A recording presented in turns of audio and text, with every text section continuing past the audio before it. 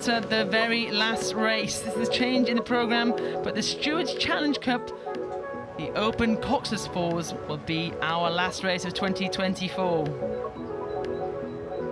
The crowds are out, they're on their feet, they're ready for the last race. There's Brookes University on the Berkshire station. On the right-hand side of your screen, when we pan back, you will see the white and cerise of Leander Club on the Buckinghamshire station.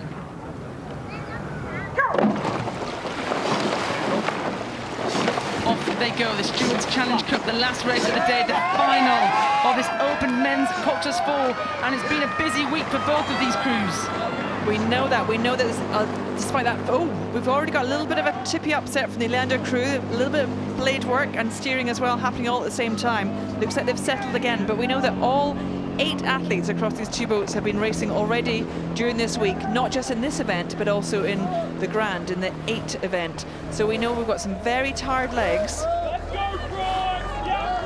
Leander at the moment has just taken a small lead, despite that kind of upset that you saw, the sort of tip of the boat, the blades coming in and out, slightly odd timing. They've really settled well and moving out again. Well, the crew at the top of your screen in that maroon of Brookes have raced already today. 4 of these guys have been in the grand final. The men's Open 8s, wish they won that event. That's so hard to then turn around and come out here and race again, isn't it, Catherine? It's not just the physical side. Physically, they will have just pushed themselves to the absolute limit this morning, but almost emotionally, they've had this incredible build-up, this incredible display this morning, and now they need to calm it all down, bring it back, and try and do it the second time. The Leander crew at the bottom of your screen, those pink oars have taken a strong lead in these first few 100 metres. You're looking at a world-class crew here. This combination to race the last World Cup for Great Britain. There's a big international regatta. It's the last of the season before the Olympics. And Britain sent a development team, and this crew went to race there. So we know they've got that good experience, they've got that cohesion, and right now they've got a length in the Open Men's Cox's Fours.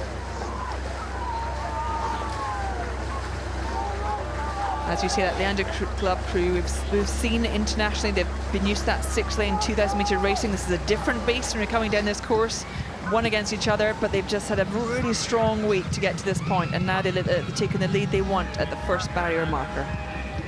Well, the crew's quite close together there. I think they've just got a warning. Brookes, you see on the right-hand side of your screen, got told to move across. Don't go to the middle of those lanes. You need to keep it clear between the oars. And it's obvious, but every time you steer, whether it's by Cox or one of the athletes steering, it just knocks a little bit of speed off the boat, so it also can be slightly unsettling. The last thing you want is to steer. Now we've got Leander being warned for steering. They're also coming into the middle, and they're having to move out. So again, from the Brookes crew, you'll see that Leander being warned repeatedly, and you almost can see this, is this the door opening to manage to make a move? Well, it's aggressive in both crews. They're both moving towards the middle of this course. You want to keep it a little bit further apart than that, and the umpire behind them back will not enjoy seeing that. She gets her flag out and tells them to move apart. It's such an interesting race to do. I know, Jess, you've done it many, many times. When you look at it from certain angles, it's a huge piece of river. When you're in it, it feels incredibly tight, and it's so unusual not to have a buoy lane separating the 2 crews. So you can actually feel that you're almost overlapping each other, even though there's a gap, and it's really up to the umpire to decide exactly where to keep the crews. But this looks like a strong rhythm. Leander here with the pink spoons look like they're in their flow. It looks loose up top and powerful down low. Lovely movement of their boat. It's barely checking up and down, is it? Yeah, you look at the bows of the boats, and both of them actually moving very, very smoothly. There's a little rise and fall from Leander, but they're doing it very efficiently. It's just the workload that's coming down that lifts it slightly each time. They've almost got that gap between the 2 boats. You want to create that sort of little bit of clear water, but Brookes are going to be determined to hold on. They're very experienced athletes in the Brookes boat as well. They'll know while they've got an overlap, they've got a chance.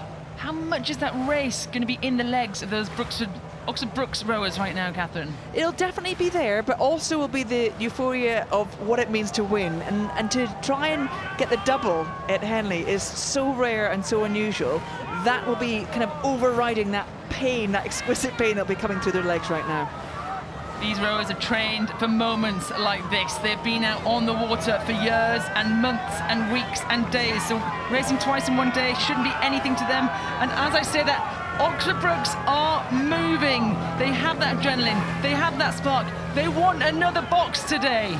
Yes, and every time you get this sense of maybe we've just moved a tiny bit back, whether it's a canvas, whether it's a person in the boat, you get the adrenaline again that you can do this. Now, what we've seen is Leander have seen the danger and responded, but Oxford Brookes have just moved that little bit closer to get a proper overlap.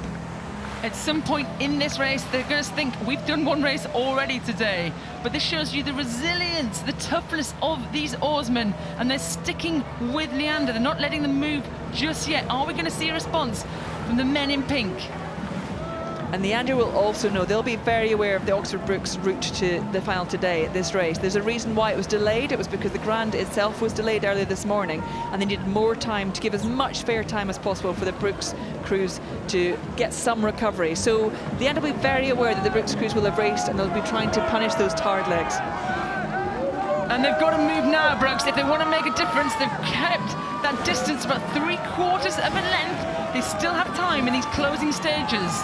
And this is actually a fantastic end to this whole regatta, isn't it? We've got two crews just at the top of their game, really experienced, really impressive, both rowing beautifully well and in rhythm, and they're going to bring it down to a very, very fast finish in front of those enclosures. Well, Leander have won 4 events today. Oxford Brookes have won 5. Can these men on the left-hand side of your screen bring that to level pegging, or Brookes got a response?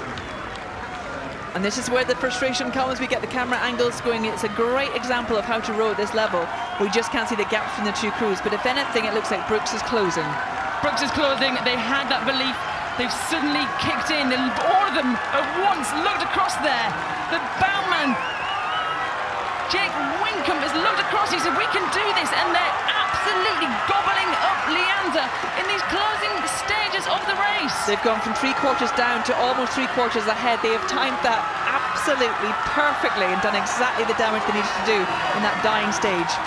Wow, this is going to be a huge win for Oxford Brookes if they can hold their heads in the last 100 metres of this course. These 4 men have raced already today.